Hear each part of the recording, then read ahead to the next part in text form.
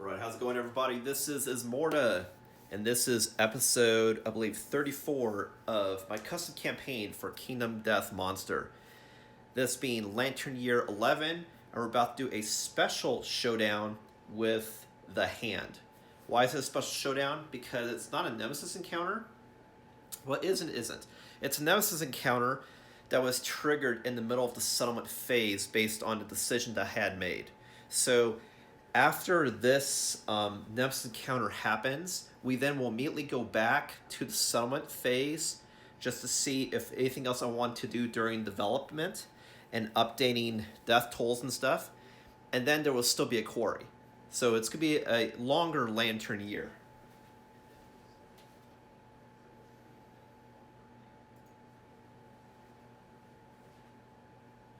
Alright, and so what's going to happen in this stream is I'm going to be showing you what's happening as the survivors depart and arrive, since there's no hunt stream. I'm doing it, and which would normally be included in the hunt stream. And so this stream, though, most likely will be in two parts, because I do want to make sure these are more manageable streams, so only have like around a couple hours. And since we're including the initial departing and arrival, as well as some last minute stuff I'm going to develop, it'll definitely be two parts. Just one fair warning. Alright, so let's go ahead and get started.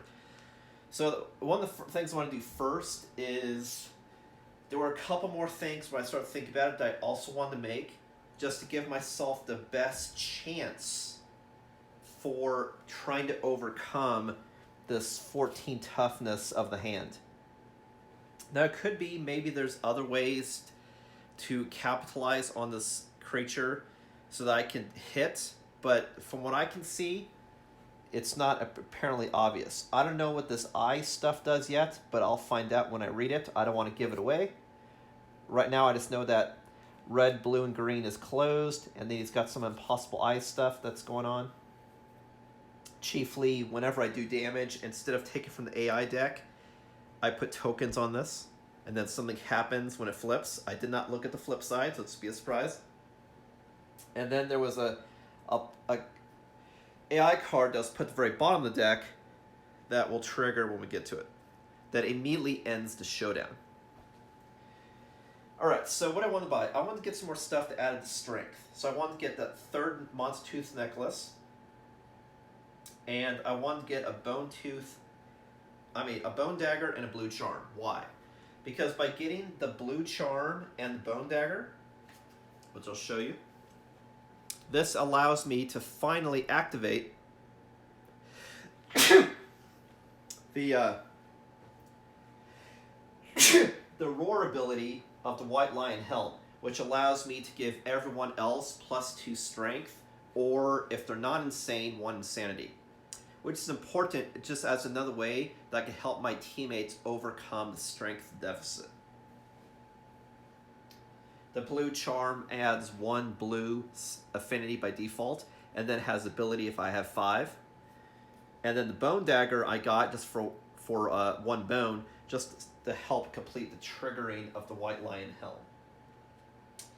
And then I also have here Monster Tooth necklace I wanted to buy to add +1 strength.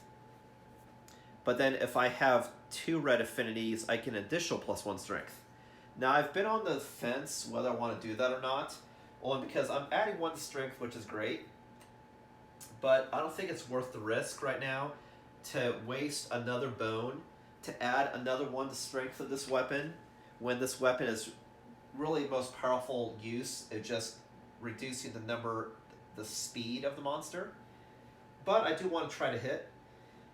But I don't have enough bones, because if I want to use another bone, I have to use a bird beak, and I want to reserve that for making the katana, because I don't know how hard it is to get Phoenix resources, and so I don't want to blow it, because I need that as one of the pieces to make the katana and its sheath set.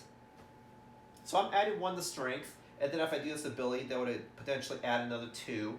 And then again, if I remember to slam with the Screaming Antelope player, they'll add another 1 strength because I would reduce the enemy's toughness by 1. And then also everyone will also have red fists because one of the people I'm bringing has red fists. So I have ways to add. And I just felt like the deficit of 1 strength didn't merit burning the rare resource of the bird beak. So hopefully that doesn't bite me in the ass. Alright, so that's the plan. So I'm making these 3 things. So reduce. Remove those items from the resource storage. So we're burning a spiral horn and a monster bone and 1 broken lantern in order to make the tooth necklace and the bone dagger, because it takes 2 bones and 1 scrap. And then I'm using 3 organs to make the blue charm, which does have a later ability that if I ever have 5 blue affinities, which is most likely would be on the Screaming Antelope person, that then you gain the Unshakable trait. That whenever you would draw a trap, you roll d10, and then on a 6+, you discard the trap and reshuffle the deck. So it allows you to avoid getting those nasty traps, which is very powerful.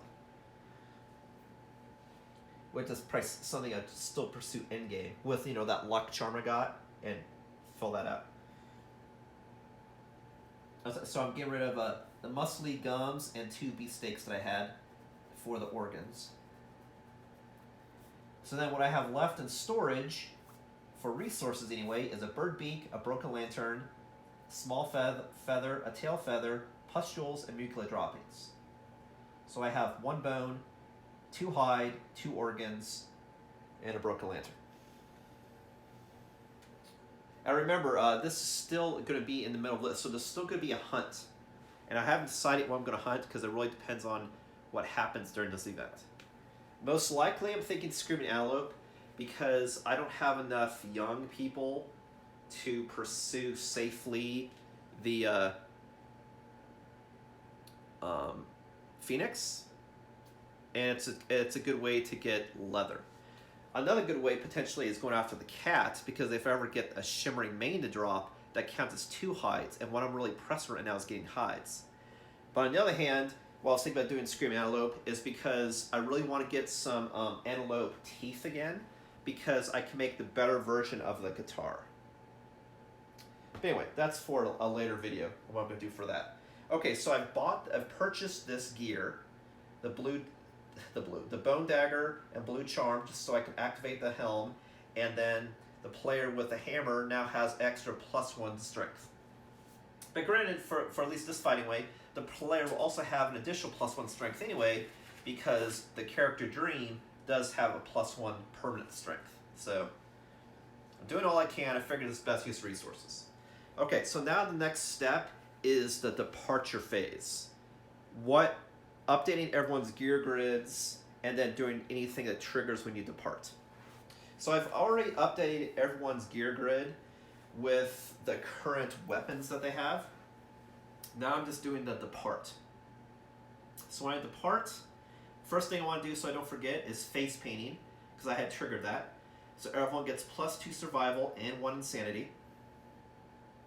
And then also when you do depart, everyone gets by default 3 survival because of my innovations. So everyone's getting 5 survival, 1 insanity, and then if they have anything else that says when they depart, that's either a cost or a boon. Okay, so I'll go counterclockwise, starting with Dream.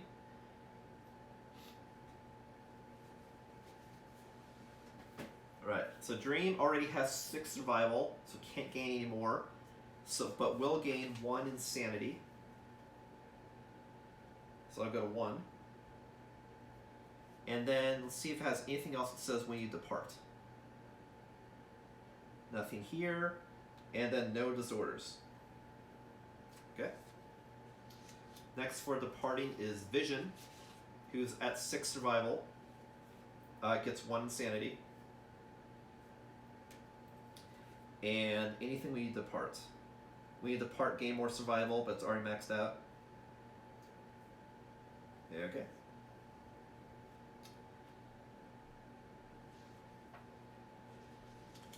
Next up is Samantha, who does have post-traumatic stress, but it already triggered, so she's okay. It only affects you for one hunt. And does have strategist, and that's why on this board that you see here, why I'm going to have 2 stone faces, because he has one by default, and then this is the strategist. But you know what? I changed my mind. You know what? Instead of a stone face, I'm going to do the topwood pillar, only because it goes farther, and I have a strategy for why I'm doing this, which I will share when we get there. I have a means for my madness. All right, so we're good. Adding a topwood pillar. All right, so Samantha is at 1 survival. So, and gains 5, so it does go to 6. And then insanity is 8, and that goes to 9. Okay? And anything else when you depart? Let me see. Looking for a word depart. Nope. And then lastly, Valerie is actually, as you recall, one of the batteries, like Volva. But the fact that I really want to preserve having a male and preserve certain stats, that I'm having 3 of my good people set out. And of course, I had the new addition to the settlement. So, and Volva. So, this is a mix of this is really my second string team, is what it is. But it's, for the parents, I would say the first string, because these people that were born and then were also parents, so they have a lot of bonus stats. So I got a good mix. So Valerie, the problem is she can't spend or gain survival because she's apathetic. So that's definitely a disorder I want to try to get rid of. But to counteract that, that's why I have Frenzy Drink. Because I'm saying that even though I can't spend survival, I could spend strength tokens to do survival actions. I could spend them like survival. All the game says is I can't spend survival. It doesn't say I can't spend other currency to trigger survival effects. So that's how I'm going to play it. She does have Monster Panic, that whenever she's intimidated, that she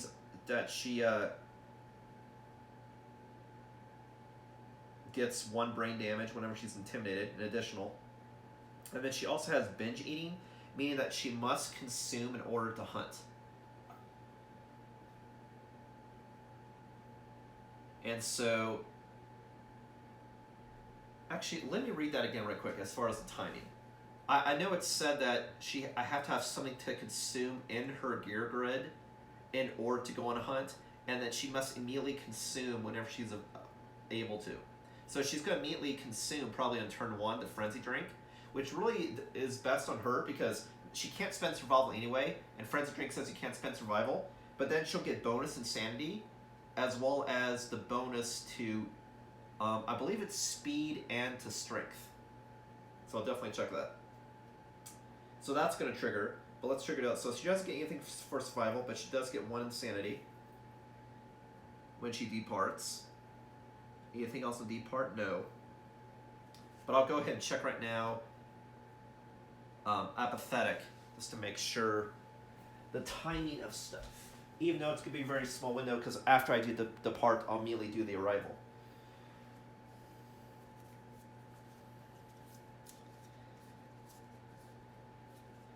So it says you cannot use or gain survival. You cannot gain courage. I don't think that's what I was looking up. No, I was looking up binge eating. I already know about that. Binge eating is what I was looking up. Binge eating. You cannot depart unless you have a consumable gear in your gear grid, which I do.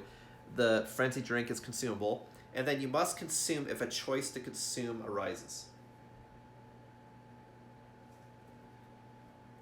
And I'm reading that as, if I'm able to spend an action to do something or consume, I have to consume. So she can only consume once because she only has 1 consumable, but she has to consume this, is what it means. Plus, if this person actually gets an acanthus plant, it would mean she would have to also eat the plant if she has a choice on her turn to eat something. because she's binge eating. Cool. All right, so that's the departure. Everyone got their bonus to insanity.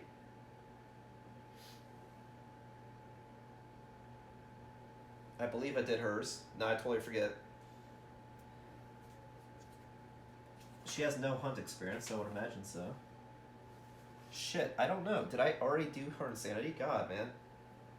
Adele was talking, I totally forgot.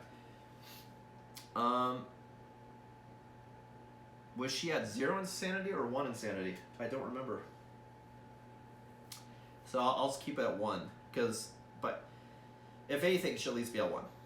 And I thought I already picked it up. So, okay, so that's how we'll rule it. All right, so we're done with departure. Now we do arrival. So I have a couple global effects, and then there's also individual gear grids. So the global effects is everyone gets 1 survival and 1 insanity because of the whisker harp and rawhide drum. So everyone gets 1 and 1. And then anything else, other bonuses that they have. So now I'll go clockwise. So Valerie will get 1 survival, but gets 0 because can't spend or accumulate. Will get 1 insanity, but then also has, on arrival, you gain 3 insanity, and then on arrival, add a Canthus plant to the Showdown board. Okay, so she gets 4 insanity, so it goes from 1 to 5, and no survival, and now I have to get a Acanthus plant. I should have remembered that.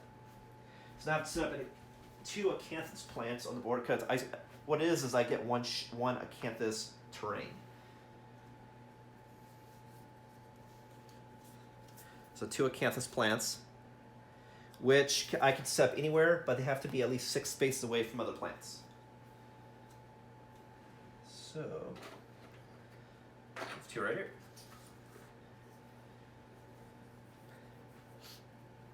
Okay, so Acanthus plants just have to be 6 spaces away from each other.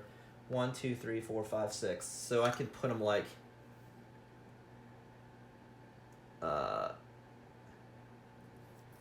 and also because this is a Nemesis Encounter, we're defending. We go first instead of the Nemesis monster, which is also cool. So we'll go first. So the monster's out of range, but that doesn't mean that I can't dash to hit. And since this is my first turn, I should really do that. So I'm planning for knockbacks. So, and I want them to have to be equal distant. So maybe I'll put like 1 here and 1 here. That way, if people are knocked in weird directions, they can at least reach one of these to get to use, potentially. I'll do that. Okay, next up is Samantha.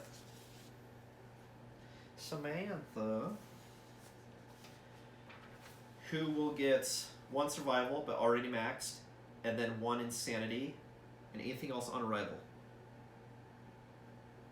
Doesn't look like it. So it gains 1 insanity, so it goes from 9 to 10.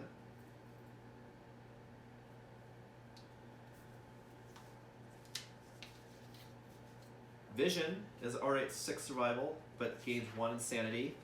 And let's see, also, so it goes from 1 to 2. So Vision is currently not insane. You need 3 insanity to be insane. And then Dream is already maximum survival.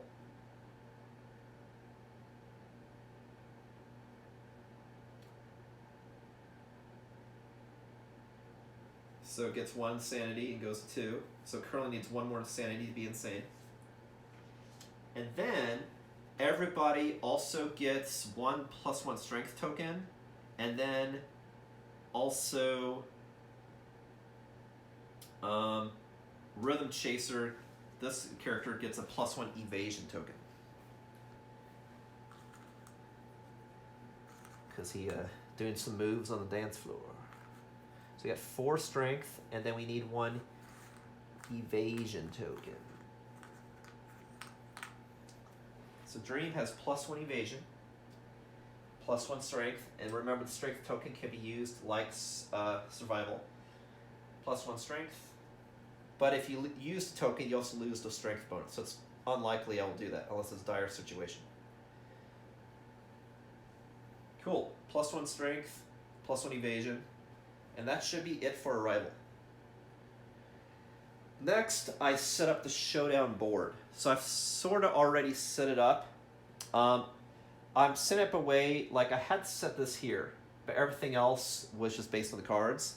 I'm setting this up in a way so that when I start attacking this character, that if I'm bounced in any weird directions, I have a good chance of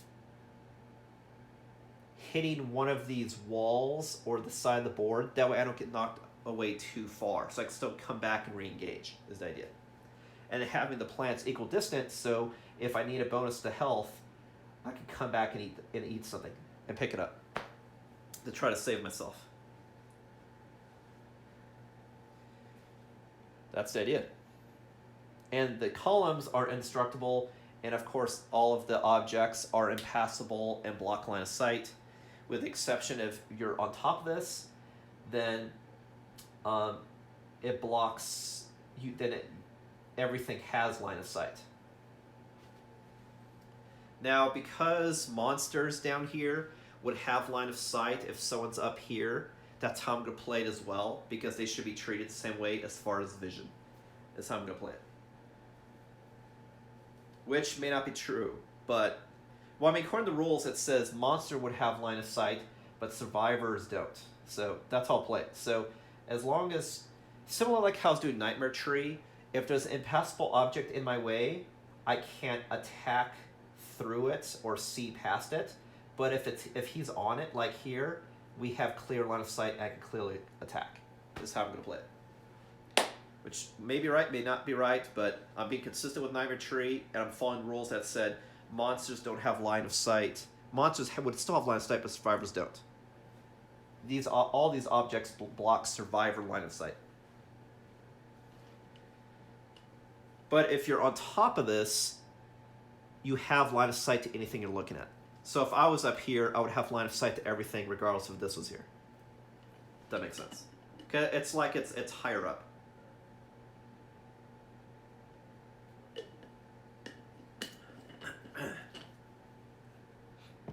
All right. And this is how I'm going to initially start out. So we got the person with the club and the bow. This is Samantha with the guitars. This is Adam with the clubs. And this one is Valerie with the spear. All right, I think we are ready to go. Let me check the board one more time. I mean the Showdown. And then I'll show you the picture, read to you, and then we'll do it. Okay. So, and again, what I've done is I've read this card front and back, which sort of influenced this decision, but that was based on you could size somebody up when you see them. As far as abilities, those I did not read, except what you currently see face up. So I don't know what's on the back of any of these cards. These 4 cards have a back to it. I just know this person can do Ghost Step. He has Impossible Eyes, so when I do damage, he gets tokens instead. And then he has 3 eyes, which are closed.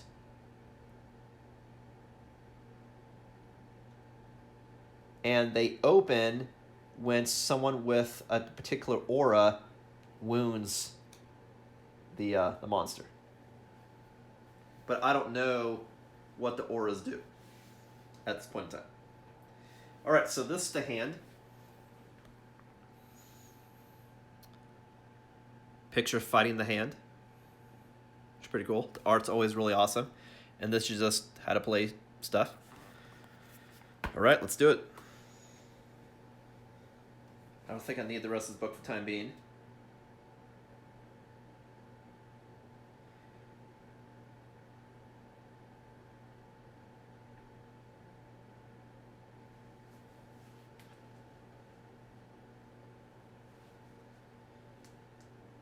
Special rules, it says, if an AI or hit location card has one of the 3 eye colors, you only apply those effects, special rules, or changes to the card type for symbols the monster has gained.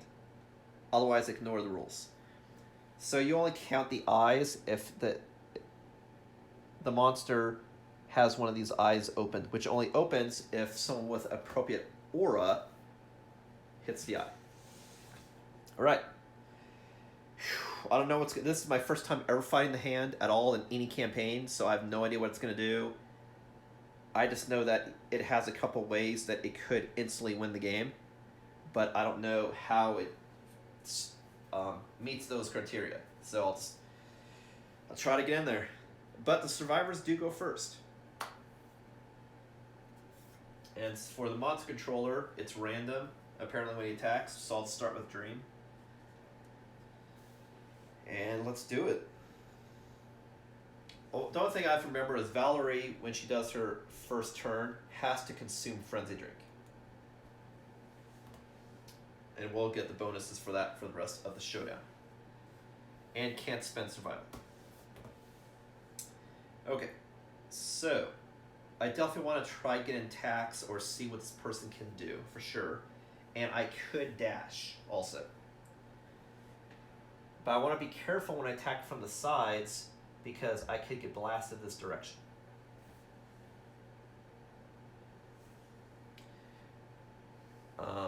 Which then kind of begs the question, then maybe I should have moved these pillars and stuff a little bit?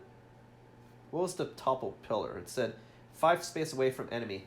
You know what? I could do that. That way when I bounce, I hit one of these. I could do that. This is have to be 4 spaces away from other stuff.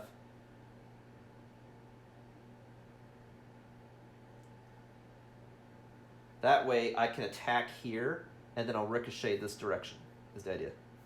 That's sort of the thinking there, anyway. That I would get hit this direction. So I could follow a similar pattern here. And do something 4 spaces away. 1, 2, 3, 4. Let's see here.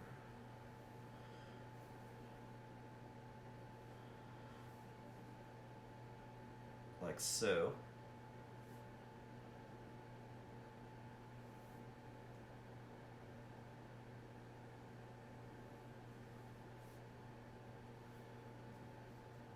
I want to have symmetry if possible, so.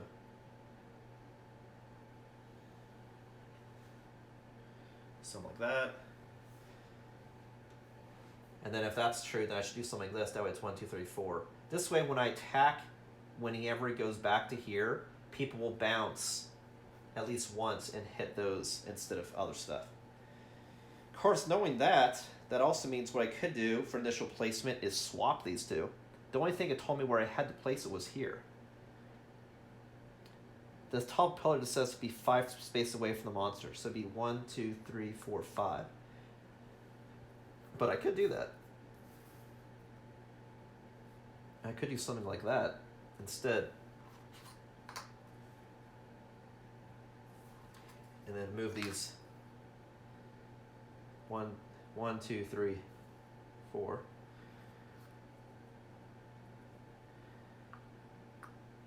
Yeah. Only because these are not destructible. That way when I keep bouncing, I have more opportunities to deflect.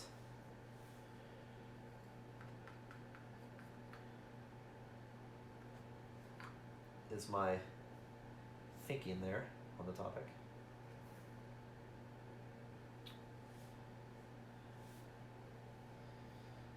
Yeah.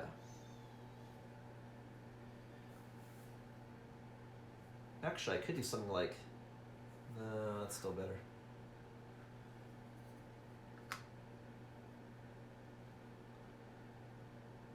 Sure. Alright, so that's a new setup. That way, when I bounce, I'll hit other objects, so I don't go too far, is the idea there. Cool. Alright, so let's do it. So I go first, but I can choose who goes first. 1, 2, 3, 4, 5, 6. I'm definitely out of range for a slam unless I run up the side. So I could swap these two positions, for example. That way I can go 1, 2, 3, 4, 5, or 4, and then do a full run, 1, 2, 3, 4, 5, to be adjacent. That way when I hit him, he'll move so that he's halfway in, halfway out, and I can blast him there. That's an idea. So I think I'll do that. So I noticed the problem I have here is Valerie can't spend dash. And her action, she has to initially do Frenzy Drink. That's right, that was the problem. But she could still be in the same arc, though. So I'll still keep it. 1, 2, 3, 4, 5. 1, 2, 3. Yeah, we could start like this, actually. We don't have to be so far away, because we're attacking first. Alright, so Valerie, the first thing she's going to do is she has to consume. So she's going to consume Frenzy Drink, and I'll mark it with something. Something that's not a color, because some tells you I'm going to need those. So I'll do this. So now she gets Frenzy and everything that affects. So she can't spend Survival, but that's already the case. Now she gets Frenzy, which means... One moment, please. She gets 1d5 Insanity, a Speed token, and a Strength token, but ignores Slow. And also cannot use Fighting Arts. So can't... So... Wait a minute.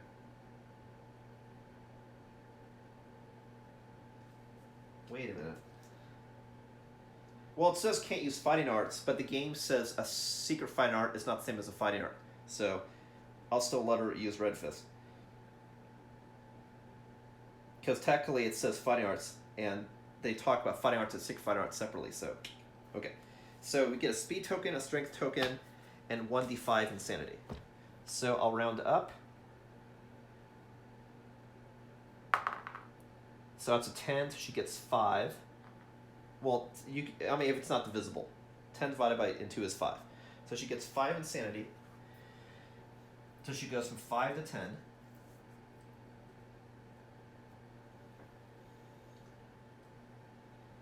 And then has to spend her action to consume, but she could still move. And she can't dash because that's Survival action. She can't spend Survival unless she wants to spend her Strength token. And then she gets a Speed and a Strength token. So she gets +1 Speed, and that has 2 Strength tokens, which she could also use just like with the Red Fist. Okay, now she's going to move 1, 2, 3, 4, 5, just to get in range to do something later. And that's going to be her turn.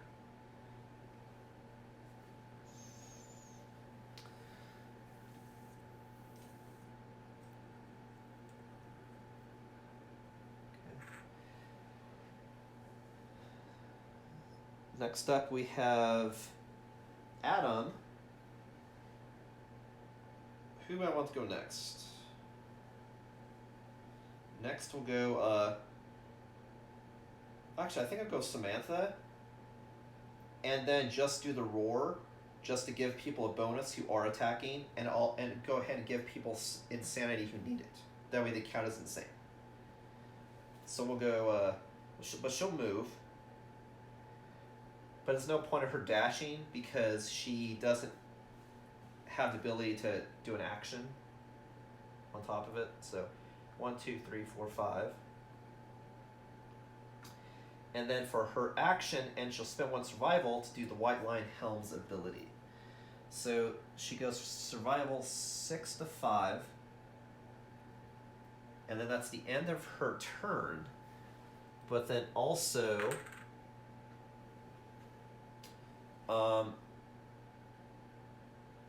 anyone who's not insane gets 1 insanity, so both of these people become insane, so they have 3 insanity. 3 insanity. And then the people that are insane, for the rest of the turn, get +2 the strength. which would be, in this instance, let's see here.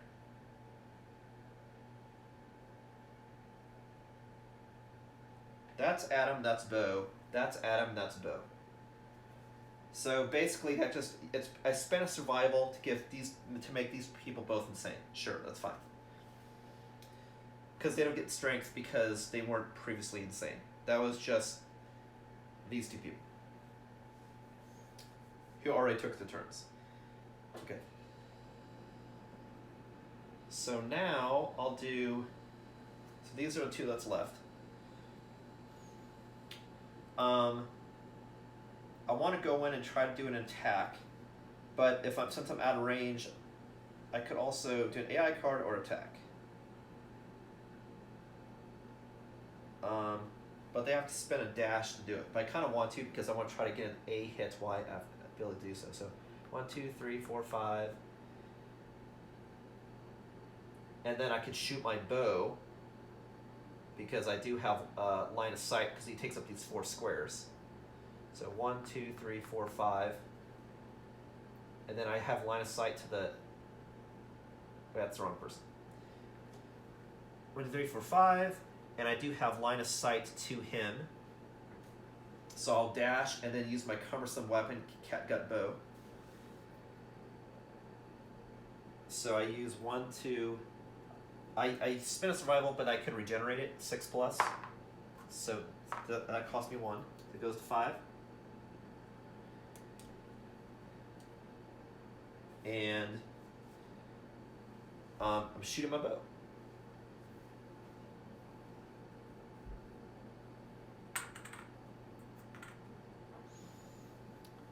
Alright, so the attack profile of the bow is speed 3. And then hits on a 5.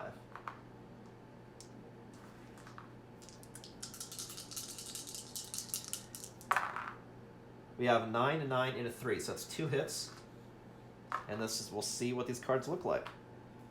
We got Exotic Rib Plate, that's super dense. And then Gilded Cod Piece. So one's a green eye and one's a blue eye. Now the eyes only go into effect if you have that aura and you're trying to hit and you're trying to wound. So if I wound, I open an eye, and then only if you have the aura does these other things trigger. Like it's the fact that someone gets more toughness or cancels the hit. So what this is showing me is, don't worry if you can't read it, it's basically bad shit with certain colors. Is to prevent seeing bad shit of these colors, you really want to have someone get all of the auras, because if you get all of the auras, then you get polarized aura, and you count as white instead of other colors. So we'll see how problematic that is. So one says critical wound.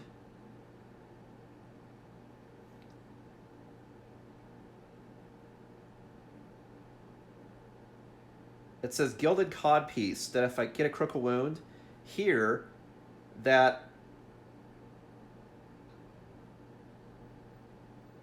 he's knocked down and gets a +1 damage token, but then if he suffers a wound before he stands back up, you add 20 tokens to Impossible Eyes, which then will immediately trigger this. So potentially, if in this round I do 2 damage to him, then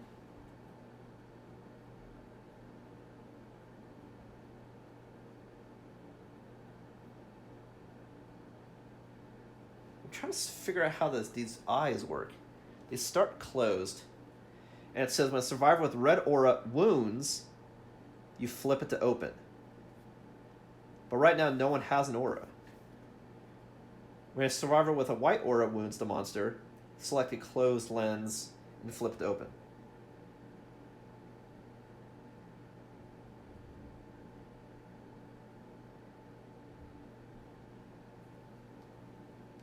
So I still don't know what I want to do as far as lens. And let me read one more time about the auras. Because I don't know if this means that you get a green aura and a blue. I just want to make sure. Because right now I don't see how you get an aura. I just know that if you have an aura and you wound when they're closed, it goes to open. So let me just try to check that one more time. Make sure I'm playing this correctly.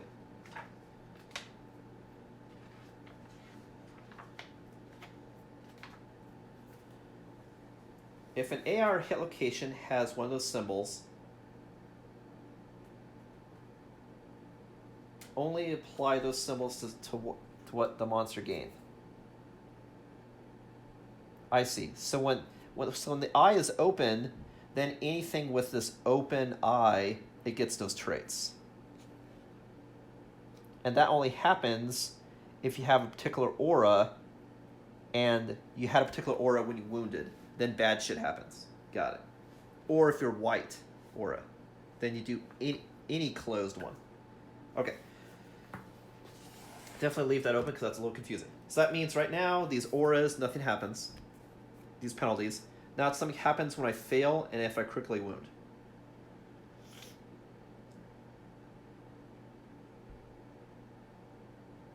Okay, so I'm going to do Codpiece first. That way I have the ability that if I wound one more time after I crit, if I crit, really cool shit happens. Now, I don't know if I'm going to crit. But if I do, I can potentially immediately end this showdown if I crit and then do any wound. So the ability to crit with the bow is I have to roll Natural Lantern, which is possible. So anyway, I'll do it in that order. Okay. So to wound,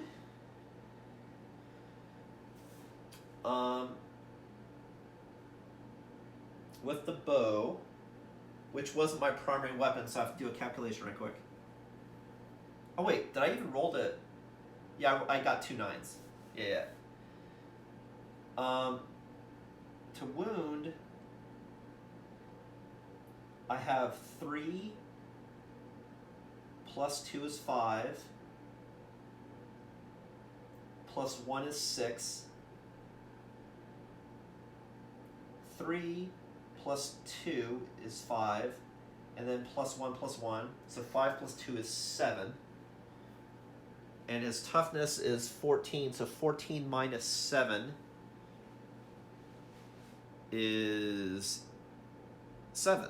So I wound on a 7 and I crit on a 10. If I'm doing this math correctly. Wound on 7, crit on 10. I got a 7, so that is a wound. So this is critical wounds, but nothing happens, so it gets 1 wound. But he doesn't get wounds. When the hand suffers a wound, plus a token on possible eyes instead of moving a card to the wound stack. So all this do bleeds. So I got one wound. And then I do the next one, wound on 7, crit on 10. We got an 8, so that's another wound. And according to this, he needs 12 tokens. And this had something that failed, but I didn't fail. Alright, so that's it for her turn. Now, lastly, we have Samantha in the back. Adam in the back, who has probably the same thing. Going to spend a survival, get up in the grill, and try to hit with the hammer. Especially if I can roll a 10. That way I can reduce his speed by 1, which would be great. So we'll go 1, 2, 3, 4, 5. And then 1, 2, 3, 4. Okay. So he did spin the dash. So he goes from 6 to 5.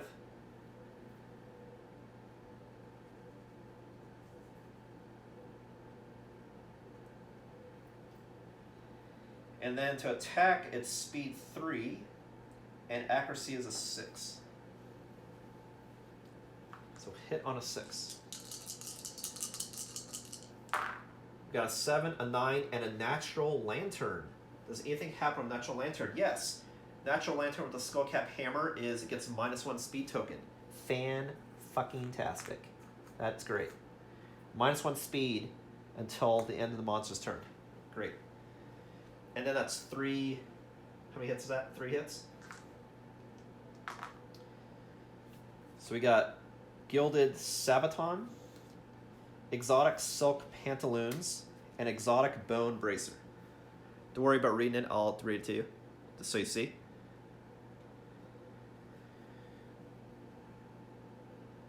Super Dance just means that if something's fragile, it would break.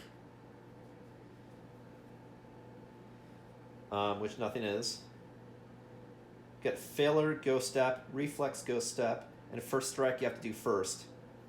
So he's going to do a Ghost Step, and then I have one if you wound. So I'll do it in this order. First one is Exotic Silk Pantaloons. That he First Strike means you have to do that hit location first. It's kind of like a trap, except you don't discard all the other hit locations. And he does a reflex. Perform Ghost Step. Automatically right now. Ghost Step is... What the fuck is Ghost Step? I have it written down somewhere. Ghost Step. Ghost Step has a limited range. Move the monster until it passes through the target. Then stop and turn to face the target.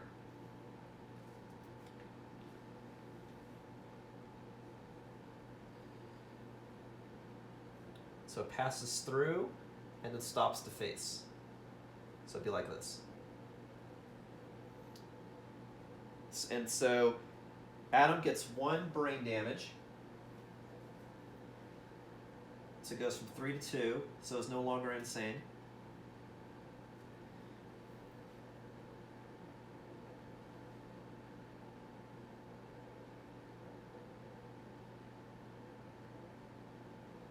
And then any survivors the hand ends its movement on while performing Ghost Step suffer collision normally. He didn't stop on anybody.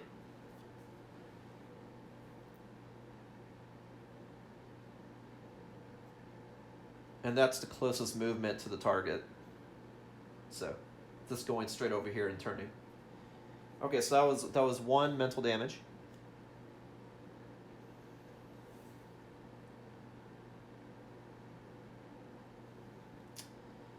Why do I feel like I'm missing a card? Is that right? I think that's right. Okay.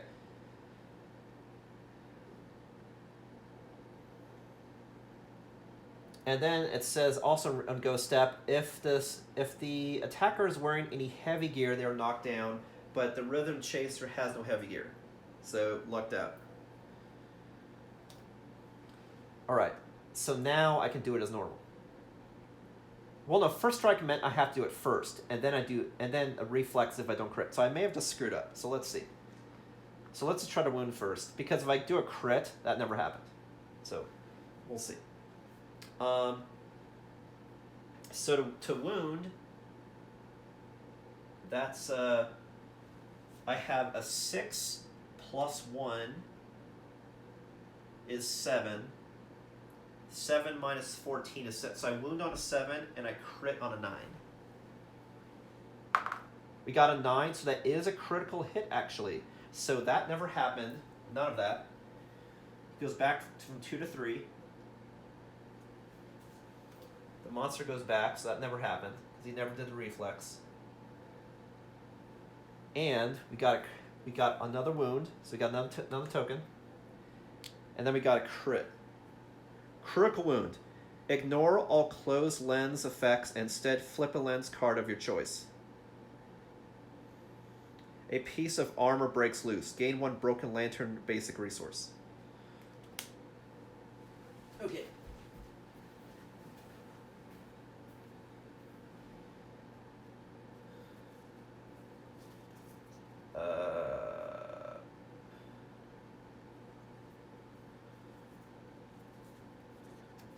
So Adam got a broken lantern basic resource.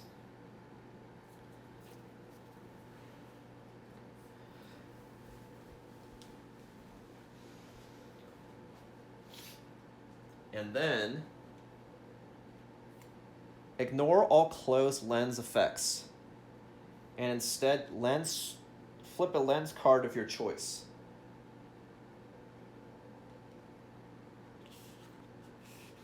I don't know what lens card I would want to do. I'll try blue, because that's luck based, I would imagine. So I'll flip blue.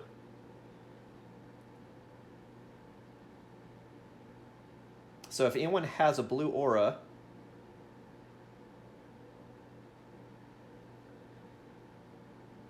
I don't know how people get auras though.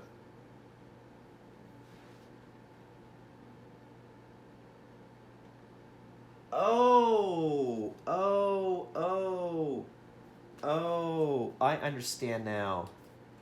Before I do that, I think I've been playing this fundamentally wrong. The aura has to do with the affinities that you have on your characters at all times, whether you're white, blue, or whatever. Oh man, that means those other cards would have still done stuff. I read this incorrectly. Shit. Yeah. You look at the affinities to see what you have. Shit.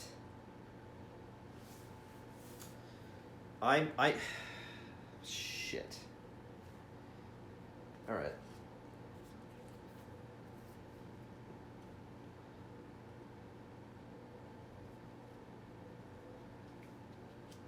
Yeah.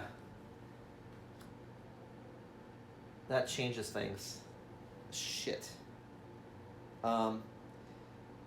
It's based on the affinities that you have from your gear, and then if you have particular auras, certain eyes would open and shit.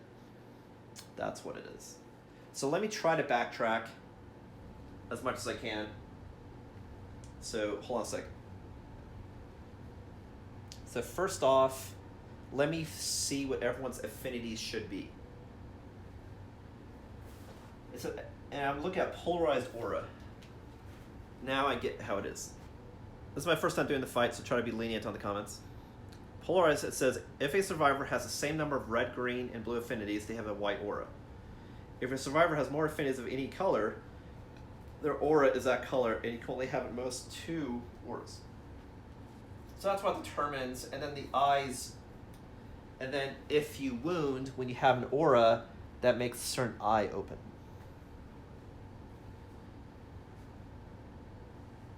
Okay, so let's figure out affinities right now. So we have 2 red and 1 blue. So that means this would be red and blue.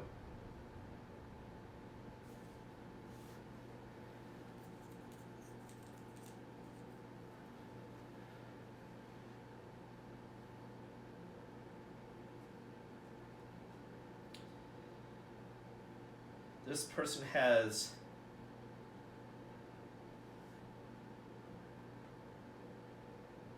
no affinities. There's no completed squares. So this person would be white.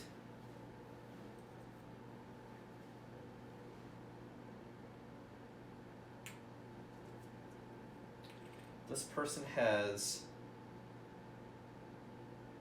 a blue and 2 reds, so red and blue.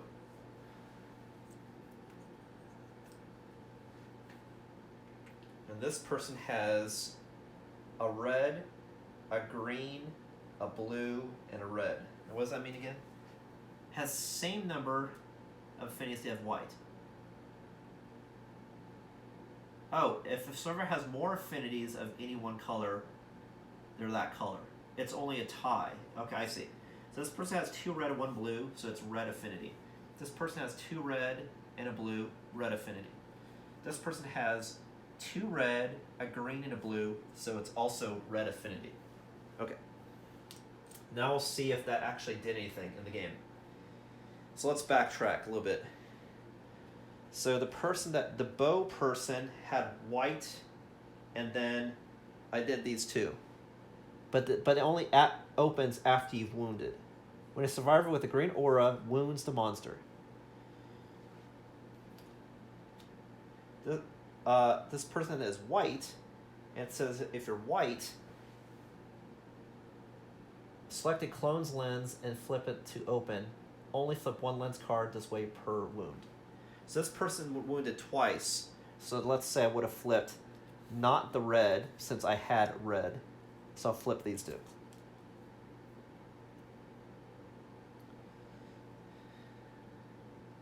Okay. This is only if you have the aura and the eye is open, which I didn't at either time. So these are okay. Now these two auras are open. I did a wound and it's red.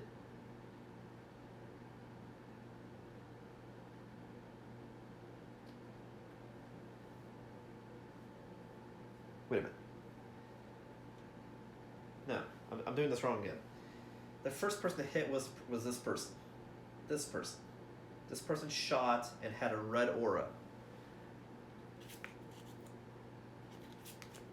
When I survived with red aura wounds, flip this. So the only thing that was up was red. And I wound once, and then I wounded it again, but only red's open, and none of these are red. Okay, so the red is open. Now I'm doing this one, and it was red. And this says the dislocation's type becomes first strike. Oh, and this only becomes first strike if it's red. But this person is white and not red. But the red is open, so that does happen.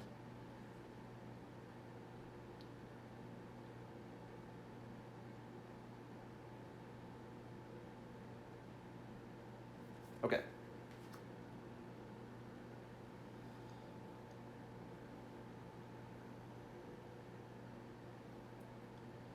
And then we did the other stuff, and we already did our wounds,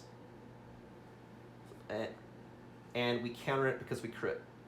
And it says when you crit, ignore all closed lens effects, and instead flip a lens card of your choice. Okay, let's do blue.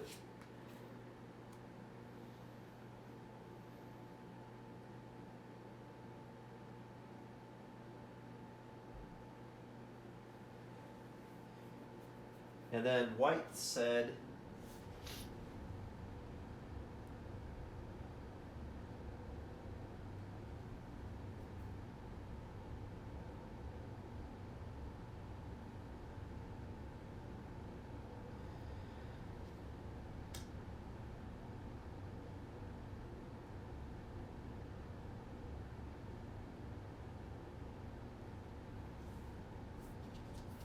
I think I may still somehow be screwing this up.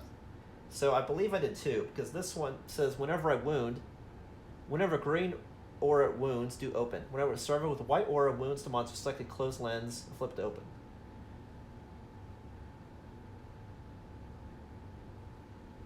But this is telling me what happens to do when I critically wound. So I'm assuming I just do one wound per eye effect.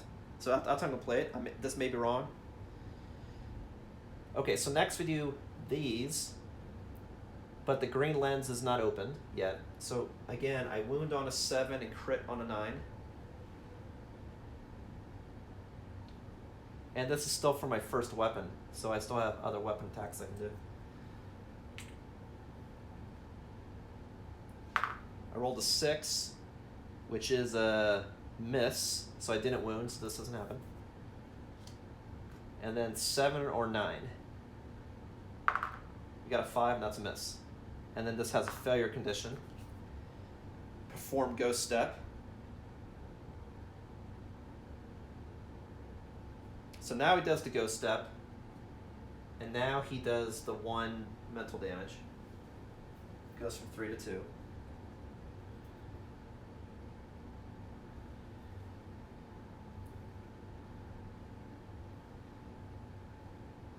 The monster stops to hit with a single hand and shoves the attacker away.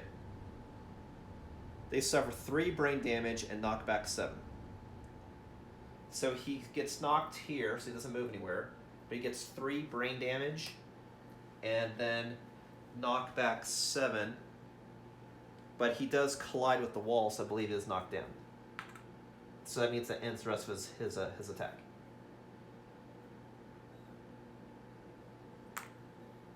And then 3 brain damage, but he only has 2 insanity, so he takes light damage to brain. But he was also targeted, so I'll say that negates. Sure. Wait, did it target? Target the attacker. Yep. Okay, so we did 3 damage. We have to do... Well, we get 3 tokens. We have to do more tokens, so we'll see what happens.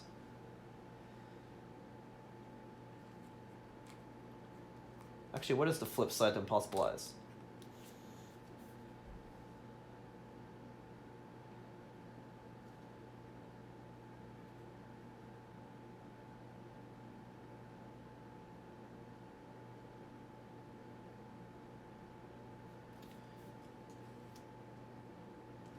I think I just wanted to get the trigger as fast as possible. I didn't read it. So not. Okay. So now it is the monster's turn.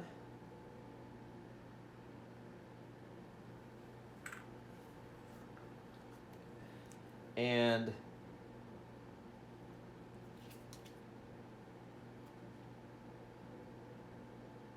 oh, I forgot to do the attack a ghost step. Oops.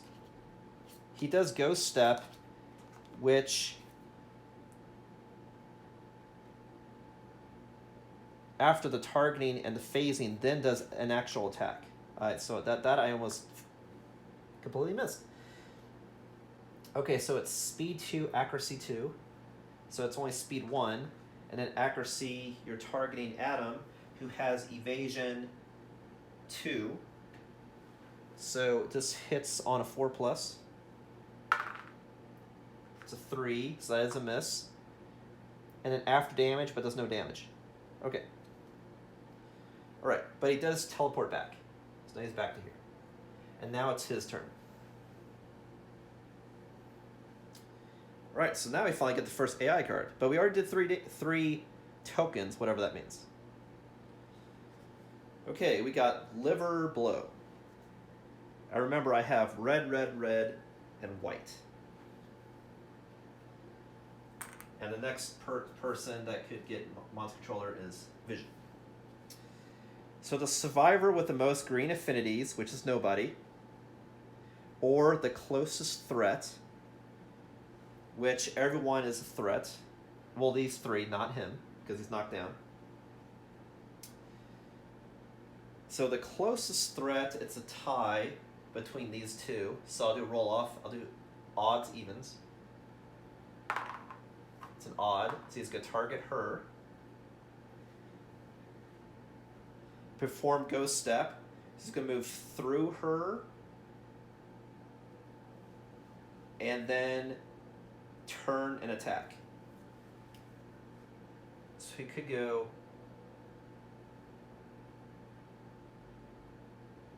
But he has to move through her. So he'll go this way, through her, turn and attack.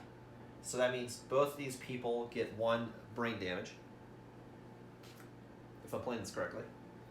So that's the bow person who goes to 2. It's like phase through like a wraith and then turn.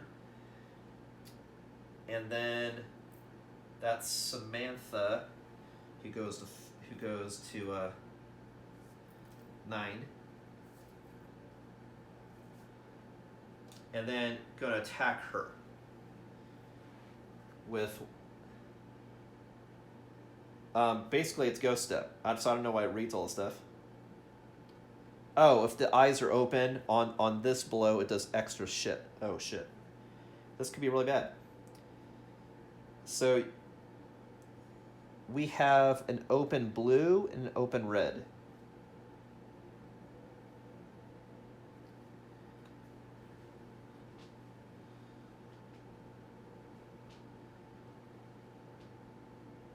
Oh, it says ignore close-up effects and flip a card of your choice. Oh, I see. So I could have done that. Okay, I understand that. Okay, so the only one open is blue. So after damage, target gains 5 insanity. So we'll see what happens. So it's speed 1, and targeting her evasion is a 1, so it hits on a 3. It's a natural 10, so that is a wound to the chest. So that means she gets 5 damage to the chest.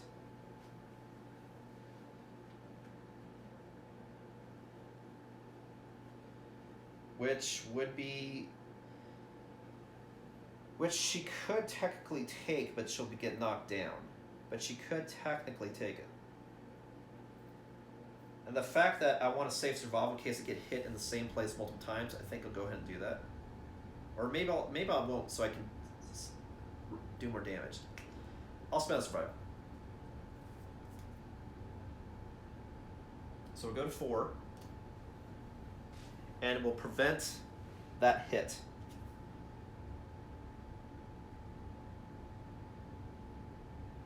And then it says, after damage, gain +5 insanity. But the question there is, I didn't take damage. So since I didn't take damage, I'm assuming it doesn't trigger. It says after damage, but there was no damage. So I'm saying, okay, well, let's continue. All right, but it was a ghost step, and at the end of ghost step, he does, wait a minute, teleport back, right?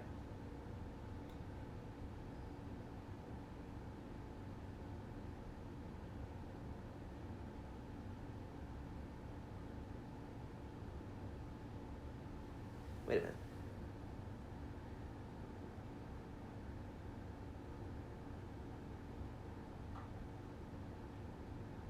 So why did he go back before? Was that something I read? Why did I say he went back before? Because when you do...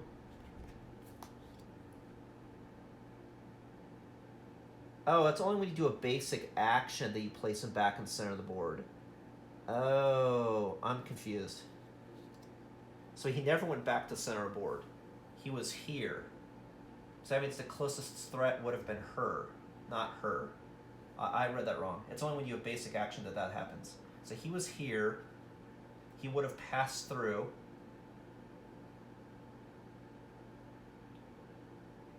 Oh man, I screwed this up. I'm gonna undo it. Yeah. He only goes back to the center if he does his basic action, which he did not do. Otherwise, he just does ghost movements. Okay. Okay. So, I mean, vision did not lose us insanity.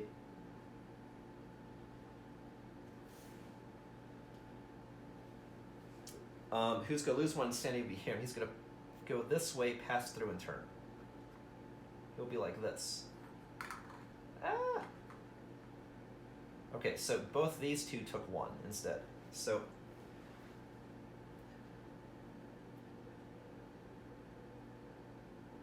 Dream took 1 light brain damage, and then that Valerie went from 10 to 9, and then he's going to be attacking Valerie. So I'll keep the same attack profile because I rolled. So I said it was to chest. She can't spend survival unless she does these strength, and it's 5 to chest, which she could absorb, so she'll do that. So she goes to light damage because she had 4 to chest. Okay. And then, now that's it. And then, but did take damage, then that means gains 5 insanity. So it goes from 9 to 14. Okay, now it's our turn. I got confused because I thought whenever you did ghost step, you go back. But you only go back on this because it says you do ghost step. And then it says, as the next step, place in the center of the board. But ghost step just says that you pass through somebody. Like what it says, like a ghost stepping, you pass through. Okay, so now it's our turn.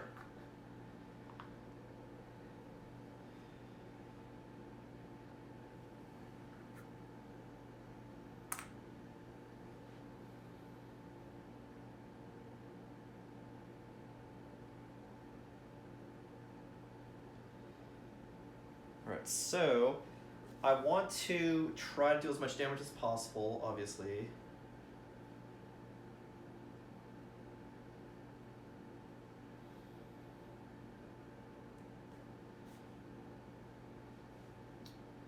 Meaning, I think I want to do...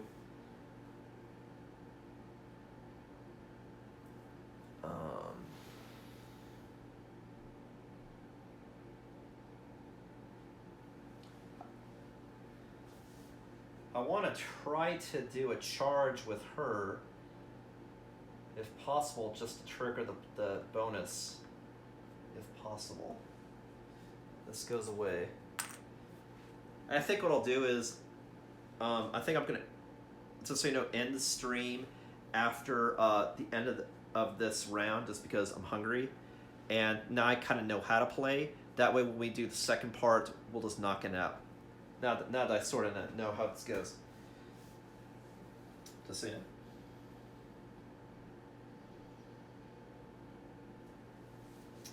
So, what I've learned is, it looks like when you fight the hand, you want to make sure that you have a balance of colors. But I don't know if I can necessarily do that and still be effective. But, so you don't have a rampant penalty.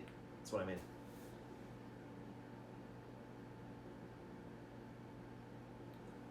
Because if you had white, you could select a clone's lens and flip to open of your choice.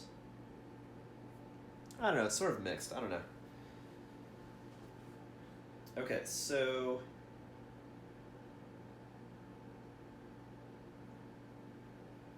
I could spend a strength token to dash.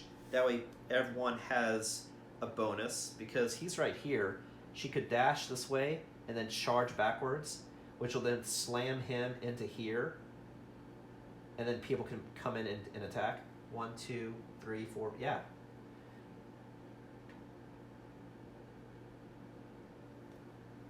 I think I could do that. Because I could go 1, 2, 3, 4, 5.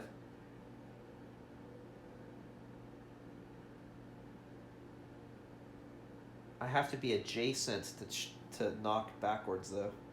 So Adam, who's that? Dream might still be out of range, but could spend a survival to come in close, possibly.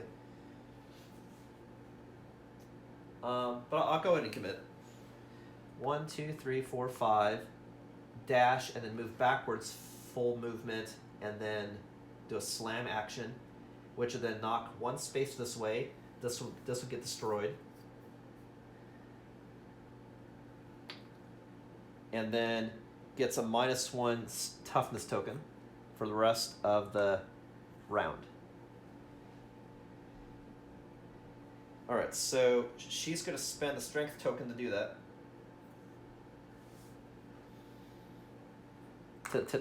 Because I could use it like survival, that way I could do a dash. So she's not going to get the bonus, but everyone else will. And then she's going to do, so it's slammed, got a -1. Read this correctly.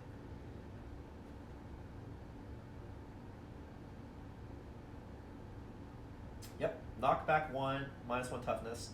And then skewer, after you slam, spend an action to move one space and activate a melee weapon with +2 strength. Okay, so she gets +2 strength anyway. Move one space.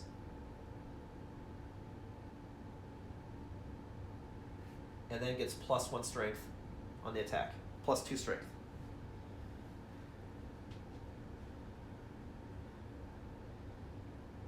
And then for this, if I win with a spear, I can then apply the wound result to the next hit location of the attack. Okay, so the attack profile is speed is 1 because it was -1, but then I get a bonus because of the frenzy drink, so it rolls 2 dice and hits on a 6. 2 dice hit on 6.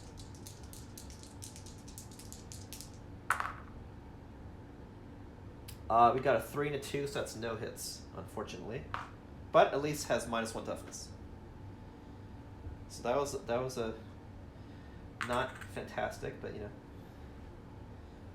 we tried. Now I think I'll have Dream go next, and try to wound. So we'll go 1, 2, 3, 4, 5. 1, 2, 3, 4, 5. Could do that. But if Dream takes another brain damage, bad shit's gonna happen. So that might be a little dangerous, even though I could do that. But he goes after random targets most of the time also. Or the closest threat.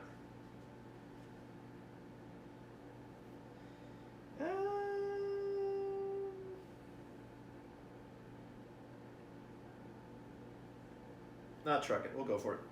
So he's gonna go there. And then his attack, remember he attacks twice, so he's gonna use the spear.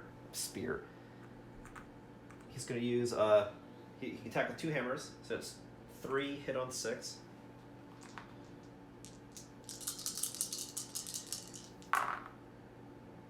We got 2 natural 10s, so he does have -1 speed for the rest of, to the end of his turn.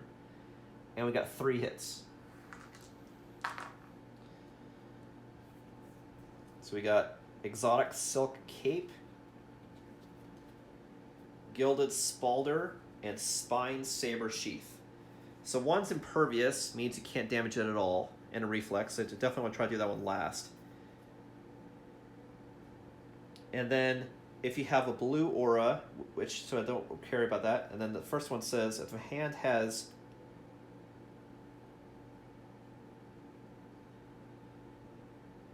all 3, it's up, it sees too much, it goes momentarily blind, flip hole lenses to closed. He doesn't have all 3 up. But if I wound the Silk Cape,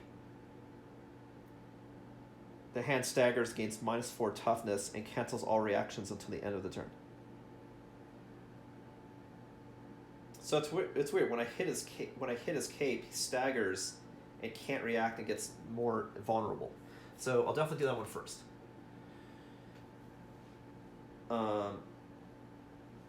So to wound, it's 6 plus 1 plus 1 for the minus toughness. So it's 8. 14 minus 8 is a 6. So I wound on a 6 and crit on a 9.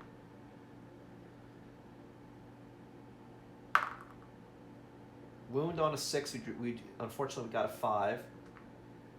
So that's a miss. 6 or a 9. We got 3, that's another miss. Ugh, Christ. Not good. And then this one, it's impervious and has a reflex. And there's no crit, so this just happens. Because I hit his sheath. It says, you manage to slip past the hand's defenses, but connect with its indestructible sheath, which only enrages the monster. The attacker gains the priority target token and +1 courage. So now he's priority target regardless. But does get 1 courage. Okay.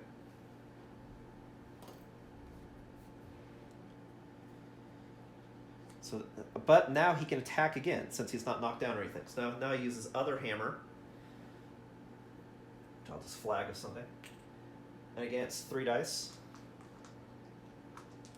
Hit on a 6. 1 hit, got an 8. We got Gilded Crown, which has something if there was a red aura, but the eye isn't open to do the aura, so we're safe. And it's got a reflex after I hit. So again, it's 6 plus 1 plus 1, so that's an 8.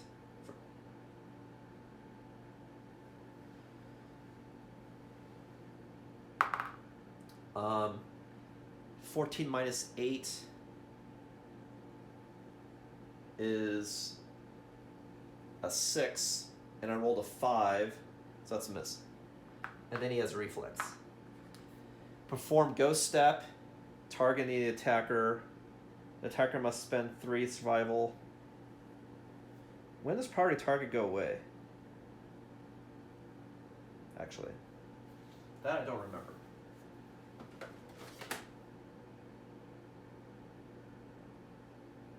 But once you're picked at the start, and he's already going to be picked because of the reflex, so that goes away.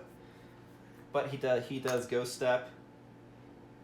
The attacker must spend 3 survival or face a perfect counterpunch and suffer 5 damage to a random hit location, bash, and then gets a -1 speed token.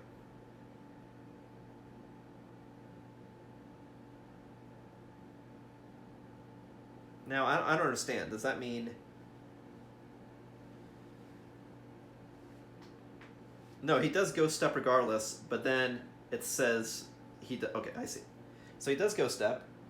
So he goes through to here and then turns.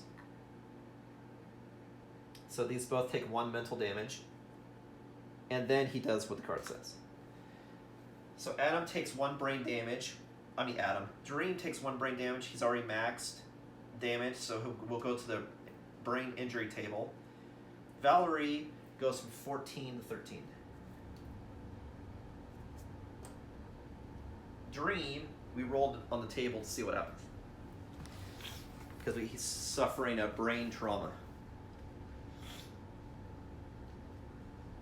And remember, he got extra insanity. He's blowing through it. Blow. It's an interesting fight. Okay, so we roll on the table. Stick with the blood. That's an 8. An 8 is lunacy. Gain a random disorder and then 1d5 insanity. 3 divided by 2, round up, is a 2. So he gains 2 insanity and a random disorder. So this goes back to 2 and then a random disorder. And then we do the rest of this card. So let me shuffle the disorders, only because I looked through it.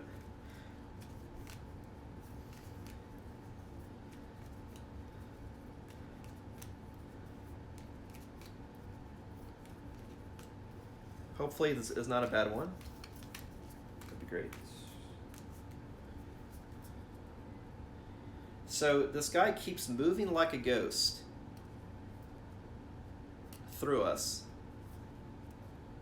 and then has, if different players have a certain aura about them, if he opens that colored eye, he gets really powerful effects against that person that has that aura.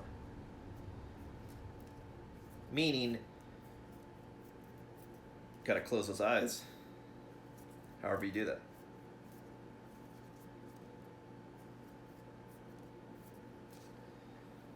Okay, the disorder is traumatized. Your experiences have left you shaken and paralyzed by fear. Whenever you end your act adjacent to a monster, you're knocked down. So that just means that at the end of my act, I'm knocked down, not when I'm immediately adjacent. So I can still move and attack. It just, if I make sure I attack and then move, I don't have to worry about traumatized. So I'll keep that here for now, and I'll just write it down if I have to draw another disorder. We'll see. So he's traumatized. And then it says here, the attacker must spend 3 survival or face a perfect counterpunch, suffering 5 damage to random hit location. Well, if he gets hit anywhere for 5 damage, he's going to be instantly killed, or have a chance of being killed. So I definitely want to spend the survival for this. For sure. So now that goes 5 to 2. All right.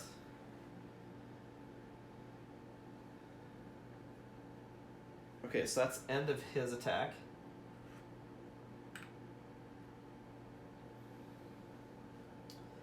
Now I have 2 more people. But remember, he takes up 4 squares here. He's like on the corner. And so people have to then run around to get to him, which is going to be a problem because I have to spend survival to do that, which is going to suck.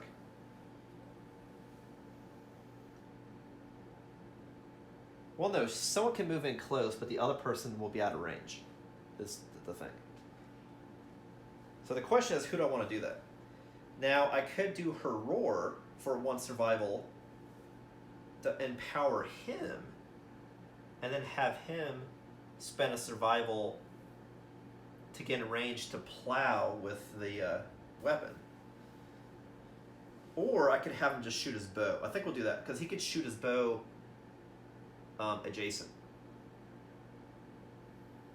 If I have line of sight.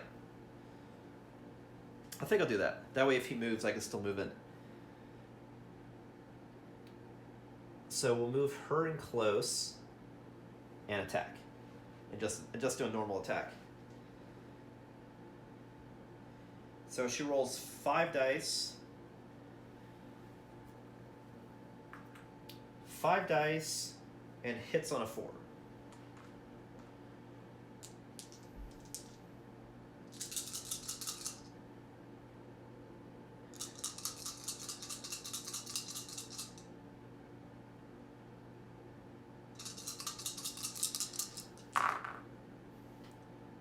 Alright, so we got a 10, a 6, a 7.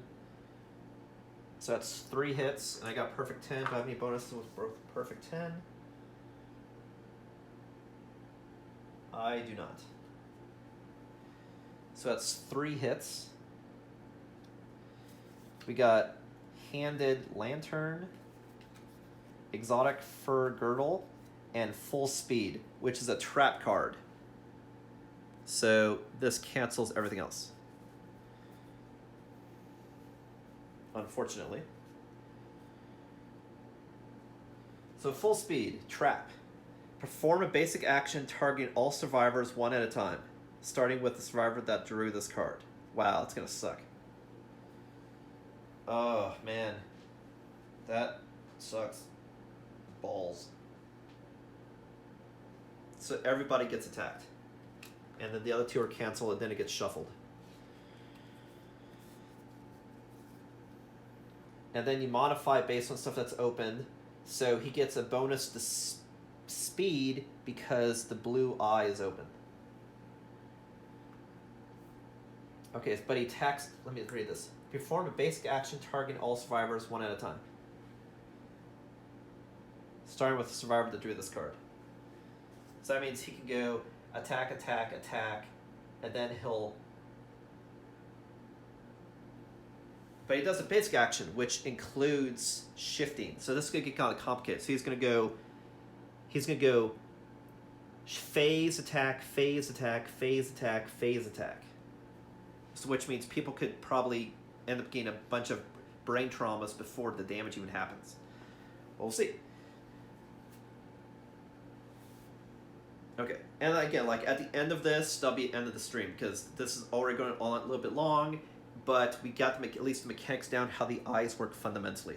I'm not entirely sure how to close the eyes, but it looks like the eyes only open if you had an aura and you dealt damage, then that eye opens.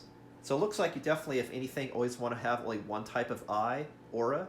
That way you don't open every eye, I've noticed. So maybe this is a good strategy to have here gear-wise anyway. Alright, so the person that dealt the damage was her. Well, that did the attack. So he's going to face... So he's going to do basic action, which is...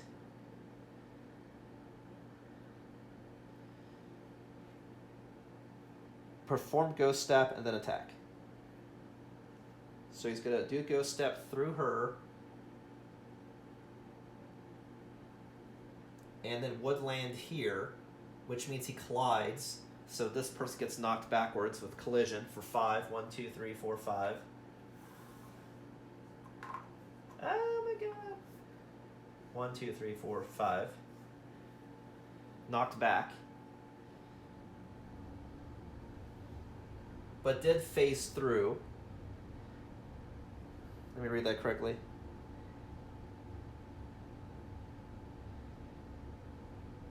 Anybody he passes through, he didn't pass through him, he landed on him. So he doesn't take 1, but she takes 1. So Samantha goes from 9 to 8 insanity. And then gets attacked. And speed is, though, -1, because that's still effective. So we roll that. And she has some evasion, so it hits on a 3. Sits on a 3. That's 5, so that's 1 hit. To the foot. So it'll be 5 damage to the foot, and then knocked down 10.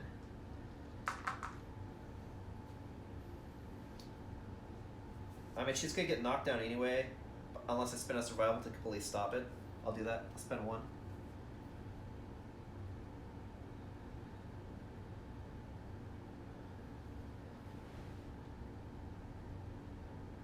After damage, but there was no damage, so she doesn't get knocked down or anything. And I'll do these just to flag who I've already attacked. So he attacked her. Her turn's over. And now he's going to go back to the center board. And then now he's going to go after all the other targets. So I'll say he goes after the closest targets, let's say. So next one he's going to go after is him. So he's going to pass through her and her. The sexism I might have wrong as far as looking at the models. And then stop here. No, actually, he can just do that. So he passes through both of these two. So he passes through Dream, who goes to 1. And also passes through Samantha, who goes to 8. He goes to 7. And then it's going to attack Dream with 1 dice. So see, dazing it, though, was really effective because I gave it a -1 speed. Because otherwise, this could be even more brutal. So his evasion's 2, so it's a hit on a 4+. That's 6. That is a hit. To head, so that's 5 damage to the head.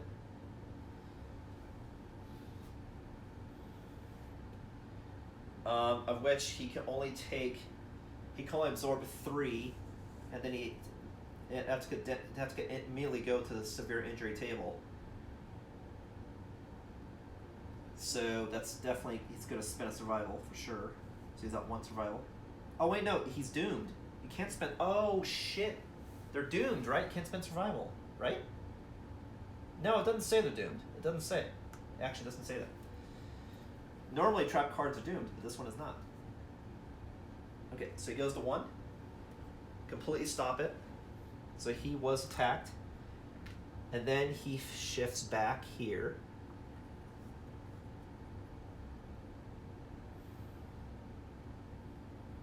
Now he's going to move again and pass through the target. So now he's going to move this way, go through, and turn. So then he passes through both of these.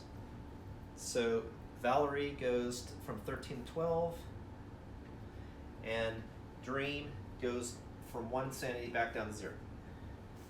And then it's going to target her with 1 dice, which is an 8, so that is a hit. And that's the chest, so it's 5 damage to chest. Cannot spend survival, can only spend strength tokens. 5 to chest, and she's already gotten hit in the chest before, so she has to spend a strength token to stop it. You have twice the odds of rolling chest, so that is more statistically possible. So she avoided that.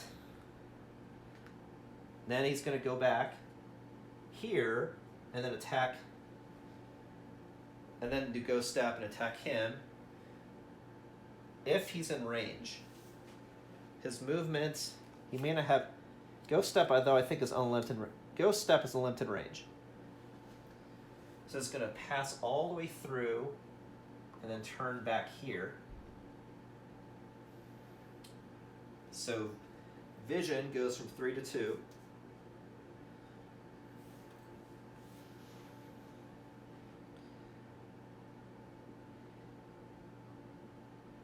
And then now gets attacked. That's a 6. That is a hit. And that's to hand, so it's 5 damage to hand. Which would go on severe table, so has to spend survival. So 4. And then he teleports back because it's a basic action.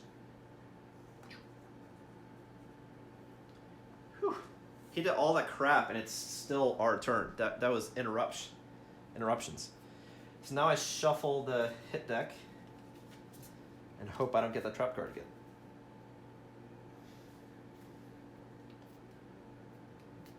So there's one more person left to move, but he's super far away. Or I should say she is. The sex is female, the model is male. So in Spain survival at this point is super dangerous. It's also super dangerous to have people so close because they keep taking mental damage, but of course she could move. She could spend a survival to move and then shoot her arrow. But I mean, I don't think it's worth it because people are drastically losing all the survival to the point that I think everyone might die if this continues on, because he's getting some lucky shots and he does so much damage that I can't even negate it with the armor I'm wearing. He does 5 damage and I could stop like...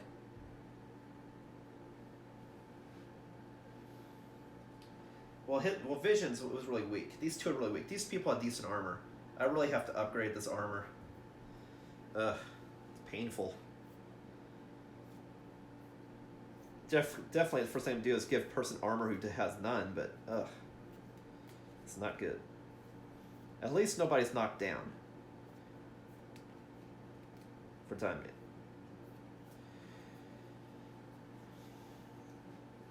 Okay, I'm just shuffling the hit deck.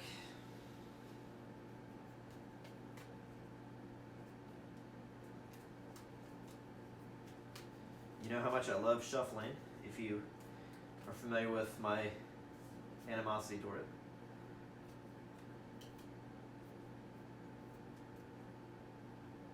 Alright, so we shuffled the hit deck. And now we have one person who does have a bow. So I could shoot with the bow. Oh, and he was targeted, so it does go back to 1 actually. Because was targeted. 1, 2, 3, 4, 5 as a dash and an attack. Could do that. I could. I just don't know if I want to because I'm getting pounded so hard. So I think I'll just move. And then I'll do my AI deck to try to control what he does. That's what I'll do for the final move for the turn. Using the Rawhide Headband. So we'll look at the top 2 AI cards and see what we don't want to happen. We got Bullet Jabs and Rude Slap.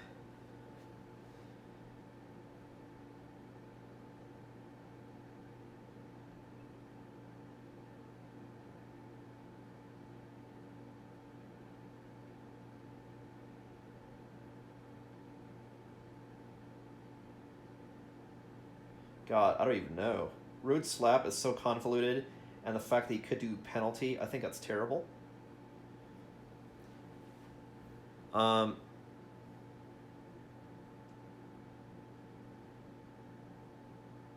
Yeah, I think Bullet Jabs is the better one to do, so I'll put that one on the top. Bullet Jabs does light damage, but 5 times. Okay, that is terrible. And the other one is, when the card is drawn face down, the monster points at the ground. When this card is drawn face up, target attack a survivor. I don't understand.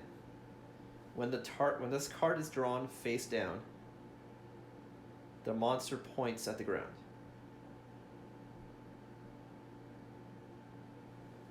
And that says, when this card is drawn face up, target attack survivor that's in the right spot. If someone's there, he does massive stuff. But if he doesn't attack, then he does the penalty. So I don't understand. So I guess he just points at the ground, so I guess... But it says duration. So let me see what duration says. Maybe that means for the duration of the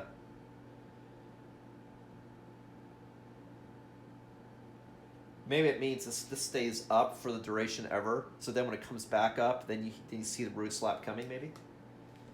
Possibly? Not sure. Let me look up what duration means. And if I don't find it in definitions, then I'll look to the Showdown section.